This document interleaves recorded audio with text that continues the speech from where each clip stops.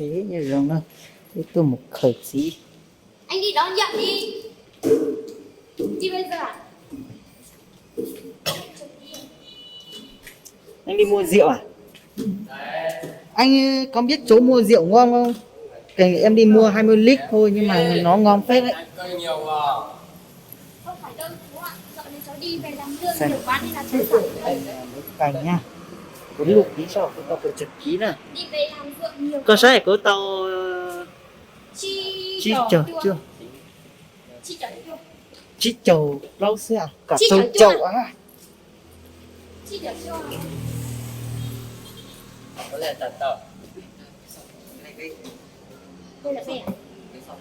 Tị loan mà cho đến đây. Có lẽ là tờ. Hả? Bây giờ em mà xong đi thầy bên Chỗ này mình phải ở bên một ông phụ à? Ô đây cho nó chỉ có đây cho nó. Đó, học kia. Đó nói chị hợp bị á chị. Đó là bị bá chồng. Bị bệnh bị bệnh Covid. Đó mà đó này, đó tôi giả này bị lăn rồi này, đó này những cô đó ở chít xanh này. Dạ thế à? Thế anh tìm cái Cái đó này trong chít này nó xanh này. hả? Lúc này này. Rồi. Thế kìa. Đó là Thế nhưng quả thế này sao?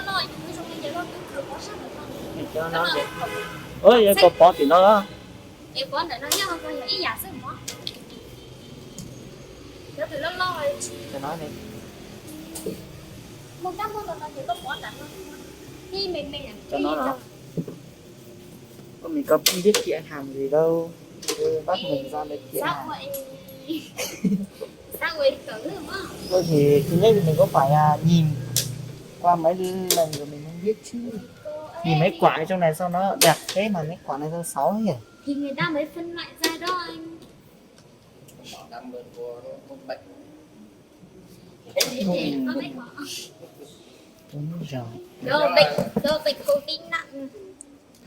Những quả cái này có nặng không? Một chấm lồng lưu rồi nhìn sực khố này.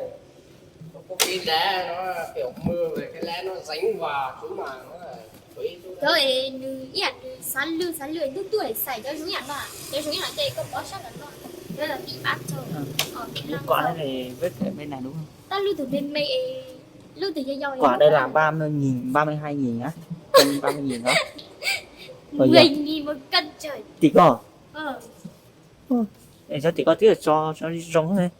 Thì con chỉ có can đầu là cái thì kiểu gì mới nó cho nó mắc bệnh nè. Ôi thế hả? Rồi.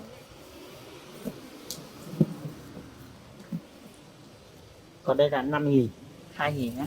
Đó chị xinh. Cái lúc nó có thì Xây cái lò mà nhìn